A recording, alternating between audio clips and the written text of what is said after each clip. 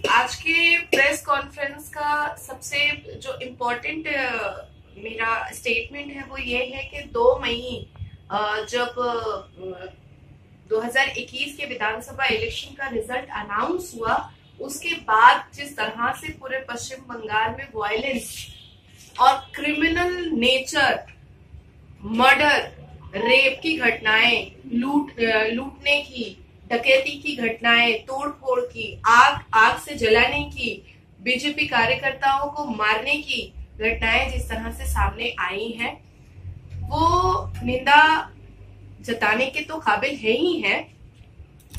पर सबसे ज्यादा चौंकाने वाली बात तो ये है कि जिस तरह से टीएमसी के मुस्लिम वर्कर्स औरतों को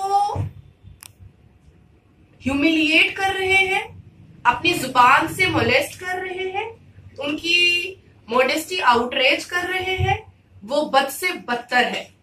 हमारे कुरान और हदीस में ये कहीं पर नहीं लिखा है कि आप एक पॉलिटिकल पार्टी को अगर सपोर्ट कर रहे हैं तो दूसरे पॉलिटिकल पार्टी को सपोर्ट करने वाले को आप गाली गलौज और बद से बदतर गाली गलौज करेंगे। ये कहीं नहीं लिखा है। जिस तरह से तृणमूल कांग्रेस के मुस्लिम कार्यकर्ताओं ने मुझे ह्यूमिलिएट किया है, जिस तरह से उन लोगों ने मुझे परेशान किया है, मेरी रात की नींद और चैन हराम किया है, मेरी माँ बहन मुझे गालियां दी हैं, और इतनी गंदी गंदी गालियां और इतनी खराब खराब बातें कि जिसको मैं अपने जुबान से दोहरा नहीं सकती हूँ। पर कुछ चीजें मैं आप लोगों को बिल्कुल दूंगी ये सारी चीजें, पर कुछ बातें जो है मैं जरूर बोलना चाहूंगी, क्योंकि बहुत गंदी गंदी गालियां हैं तो मैं वो अपनी जुबान से नहीं बोल पाऊंगी। मैं वुजू में हूं और मैं रोजे में हूं। मारूफ आजम साहब हैं, इन्होंने लिखा है कि मैं धंधे वाली हूं। मैं और जिलाली मस्तान साहब हैं, इन्होंने लिखा है कि मैं गंदी फैक्ट्री से आई हुई हूं, मतलब मेरी माँ बहुत गंदी थी। फजले आलम शेख साहब ने बहुत गंदी गंदी गालियां लिखी हैं, बोलो प्रोस्टिट्यूट, बीजेपी की दलाल, बहुत कुछ लिखा है। तुम अपनी शक्ल को देखो, पहले सुअर की तरह लगती हो, हिजड़े की तरह शक्ल है तुम्हारी। शक्ल बनाने वाला कुरान के हिसाब से अल्लाह होता है। तो ये तृणमूल कांग्रेस जो ब्राह्मण औरत का तलवा चाटते हैं, ये कुरान को भी नौजुबिल्लाह बेआबरू कर रहे हैं, बेइज्जत कर रहे हैं। जो इस्लाम का दुश्मन वो हमारा दुश्मन। मैंने कभी भी इस्लाम की दुश्मनी नहीं की है। कुरान पाक में साफ लफ्जों में लिखा हुआ है, लकुम दीनुकुम वलिय दीन। आप अपने धर्म की इज्जत करो और दूसरों को उसके धर्म की इज्जत करने दो। आपका कोई हक नहीं है कि अगर कोई राम का नाम ले तो आप उसको गलत कहो। श्रीमती ममता बनर्जी भी चंडी पाठ पढ़ती हैं, वो ब्राह्मण के घर की बेटी हैं, वो खुद भी एक हिंदू घर से आती हैं, पर वो ला इलाहा इल्लल्लाह मुहम्मदुर रसूलुल्लाह बोलती हैं। इसका मतलब ये नहीं है कि हिंदू उनको गाली देंगे। तो उसी तरीके से अगर मैं राम को इज्जत देती हूँ या दुर्गा माँ को इज्जत देती हूँ, तो इसका मतलब ये नहीं है कि मुझे तवाइफ बोला जाएगा, मुझे हिजड़ा बोला जाएगा, मुझे प्रोस्टिट्यूट बोला जाएगा, मेरी माँ को प्रोस्टिट्यूट बोला जाएगा। ये कौन सा कुरान है? ये कौन सा हदीस है? ये कौन सी प्रॉफिट मोहम्मद की सुन्नत है जिस पर तृणमूल कांग्रेस के मुस्लिम कार्यकर्ता चल रहे हैं? ऐसा कुरान तो मैंने नहीं पढ़ा। एक साहब है मुन्ना खान, इन्होंने साफ लफ्जों में मुझे धमकी दी है कि तेरा मर्डर करूंगा और बीच बाजार पे तेरा गैंगरेप करूंगा। मुन्ना खान साहब।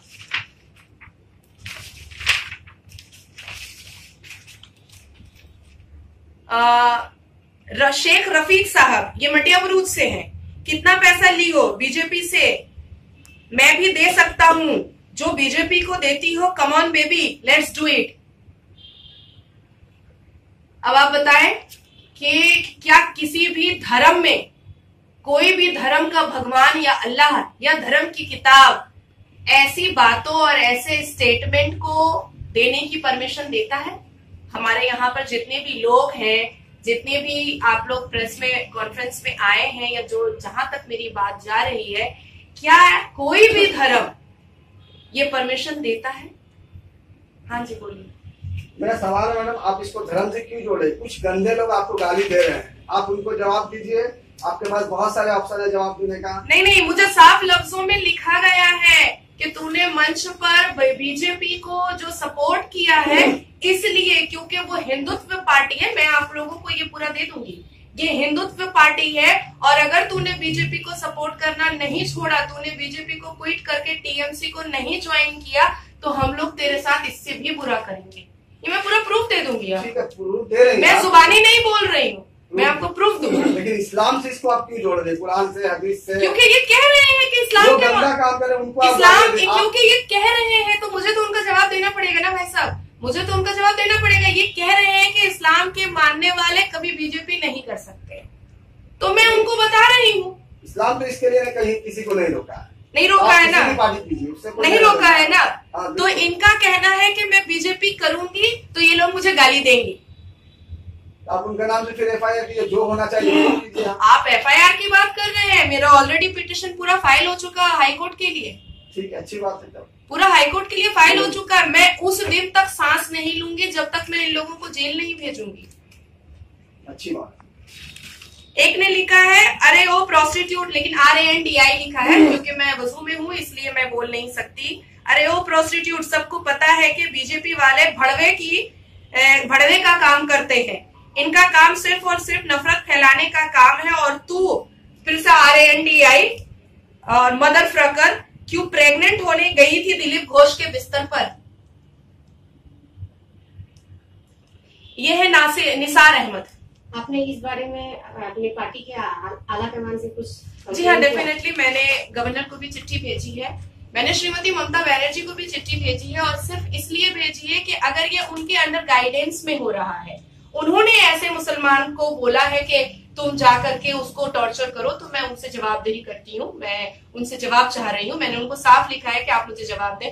और अगर उनके जानने में नहीं हो रहा है, ये सब अपने मर्जी से ये सब कुछ कर रहे हैं, then law take its own course. Police अपनी कार्रवाई अगर ना करेगी तो मैं हाई कोर्ट ऑलरेडी मूव करने के लिए मेरे पिटीशन रेडी है। कहाँ तक गया इस ताल्लुक से? इस ताल्लुक से मैंने ऑलरेडी कैलकाटा पुलिस कमिश्नर को लेटर भिजवा दिया है। इसके साथ साथ मैंने कॉपी 2 किया है ज्वाइंट सीपी क्राइम को। मैंने PMO ऑफिस को भी ये लेटर भिजवाया है। मैंने श्रीमती ममता बनर्जी को भी लेटर भिजवाया है, गवर्नर को भी भिजवाया है, वाइस प्रेसिडेंट ऑफ इंडिया को भी भिजवाया है, और एक कॉपी मैंने क्राइम ब्रांच ऑफ इंडिया को भी भिजवाया है। वुमेन कमीशन को भी, नेशनल वुमेन कमीशन को भी भिजवाया है। और इन तमाम को लेकर के नेक्स्ट फ्राइडे, आज फ्राइडे है, आज अलविदा जुमा है, इसलिए क्योंकि हम मुस्लिम हैं तो बहुत सारे रिचुअल्स होते हैं हमारे अलविदा जुमा के लिए। तो नेक्स्ट फ्राइडे मैं हाईकोर्ट मूव कर रही हूँ। उसके बाद अगर मुझे हाईकोर्ट से रिलीफ नहीं मिलेगा तो मैं सुप्रीम कोर्ट इसको लेकर के जाऊंगी। मुझे वहां से जो भी ऑर्डर मिलेगा, इस बीच में अगर मुझे जरूरत पड़ी और इनका गाली गलौज और इनका प्रॉब्लम और इनकी ये हठधर्मी और इनकी ये बदतमीजी अगर बंद नहीं हुई तो शाही मस्जिद, टीपू सुल्तान मस्जिद के सामने कम से कम 1 लाख मुस्लिम औरतों को लेकर के मैं धरना पर भूख हड़ताल में बैठूंगी ईद के बाद, अगर इन्होंने ये बंद नहीं किया तो। और उसके बावजूद भी अगर बंद नहीं हुआ तो मैं कालीघाट में श्रीमती ममता बनर्जी के घर के सामने बैठूंगी, क्योंकि उन्होंने मुसलमान ने ही उनको जिताया है और मुझे बहुत खुशी है कि वो जीती। हम लोग एज एन अपोजिशन सामने आए, ये मैंने सारे चैनल पर बोला कि हम लोग एक्सेप्ट करते हैं जनता की बात। जनता ने एज एन अपोजिशन हम लोगों को चूज किया, हम उसको एक्सेप्ट करते हैं। पर उसके बाद ये गाली गलौज क्यों? उसके बाद फिर इतनी बदतमीजी क्यों? उसके बाद फिर मुझे रेप की धमकी क्यों? मुझे प्रोस्टिट्यूट क्यों बोला जा रहा है? मुझे हिजड़ा क्यों बोला जा रहा है? मैं हिजड़े जैसी दिखती हूँ? ये सब जुबान, ये ऐसी जुबान, ये जहालत की निशानी। आज श्रीमती ममता बनर्जी के लिए जो मुसलमान ये सब कुछ कर रहे हैं, क्या वो मुसलमान है? श्रीमती ममता बनर्जी भी तो एक ब्राह्मण की बेटी है, वो भी तो एक हिंदू है। अगर मैं नरेंद्र दामोदर दास मोदी एक हिंदू की पार्टी कर रही हूं तो तृणमूल कांग्रेस कोई मुसलमान की पार्टी नहीं है, कोई अरब की पार्टी नहीं है, कोई मक्का मदीना की पार्टी नहीं है, वो भी एक हिंदू की पार्टी है। इस जहालत को रोकने के लिए, इस क्राइम को रोकने के लिए, जिस तरह से मेरे साथ बदतमीजी हो रही है उसको रोकने के लिए मैं कानूनी कार्रवाई के साथ साथ जितना हो सकता है धरना, भूख हड़ताल, लाखों लाख मुसलमान औरतें मेरे एनजीओ से जुड़ी हुई हैं, उन सबको लेकर के मैं जरूर धरना पे बैठूंगी और मुझे श्रीमती ममता बनर्जी से जवाब चाहिए कि आखिर इन तमाम मुसलमानों को आपने इतनी छूट क्यों दी कि वो औरतों को इस तरह से बेइज्जत कर रहे हैं। पार्टी पॉलिटिक्स करना हमारा संवैधानिक अधिकार है, हमारा एक अपना चूज होता है कि हम क्या करेंगे। किसी को टीएमसी पसंद है, किसी को एमआईएम पसंद है, किसी को बीजेपी पसंद है, किसी को लेफ्ट पसंद है, किसी को कांग्रेस पसंद है। इट्स नॉट मीन कि आप डिक्टेटरशिप ला दिएगा मेरे ऊपर। इट्स नॉट मीन कि आप हिटलर बन जाइएगा कि अगर तू टीएमसी करेगी तभी ठीक है, नहीं तो हम लोग तुमको हिजड़ा बोलते रहेंगे, हम लोग तुमको प्रोस्टिट्यूट बोलते रहेंगे, हम लोग तुमको गंदी गटर का बोलते रहेंगे, हम लोग तुमको बुलाएंगे कि तुम दिलीप घोष का बिस्तर गर्म करती हो तो मेरा भी आकर के करो। क्यों, किसी ने देखा है पश्चिम बंगाल में मुझे दिलीप घोष जी का बिस्तर गर्म करते हुए? किसी के पास ऐसी कोई तस्वीर वीडियो है क्या? किसी ने मुझे उनके बिस्तर तक जाते हुए देखा है क्या? अगर देखा है तो सामने आकर के बोले, सामने आकर के वो दिखाए, और अगर नहीं है तो फिर बेवजह का मेरे ऊपर लांछन उठाने से कोर्ट में तो जवाब देना पड़ेगा। तो कोर्ट भी आपसे पूछेगा। सरकार से कितना मुतमईन है, सेटिस्फाइड? मैं पश्चिम बंगाल सरकार से जिस तरह से वायलेंस हो रहा है, मुझे नहीं लगता है कि श्रीमती ममता बनर्जी किसी भी तरीके का कोई मुझे प्रोटेक्शन दे पाएंगी। ट्रिपल तलाक के लिए मैंने श्रीमती ममता बनर्जी को 17-18 हजार लेटर लिखा था विक्टिम के लिए कि उनसे मिल लीजिए एक बार, उन्होंने वो नहीं मिली थी। ये भी प्रूफ है पूरा, जो सुप्रीम कोर्ट में जमा हुआ था, वो नहीं मिली थी। वो मुसलमानों के लिए ला इलाहा जरूर पड़ती है, पर ये सारे मुसलमानों को पता है कि उन्होंने मुसलमान के लिए कुछ किया नहीं है। नहीं तो आज मुसलमानों की हालात जाकर के मटिया बुरुज, गार्डन रीच और जाकर के केला बागान, राजा बाजार, बेलगछिया में देखिए, इतनी जहालत मुसलमानों में नहीं होती। आप एक तरफ कह रही हैं कि मुसलमानों के लिए ममता बनर्जी ने कुछ किया नहीं है, तो फिर आखिर किस तरह से इस बार मुसलमानों ने इतनी कसी तरह उन्होंने वोट दिया? देखिए, मुसलमान को ऐसा दिमाग में जा चुका है कि बीजेपी एंटी मुस्लिम है। मैं अभी किसी पॉलिटिकल मुद्दे में जाना नहीं चाहूंगी क्योंकि ये प्रेस कॉन्फ्रेंस सिर्फ मैंने अपने लिए रखा है, ये मेरा पर्सनल एजेंडे का प्रेस कॉन्फ्रेंस है।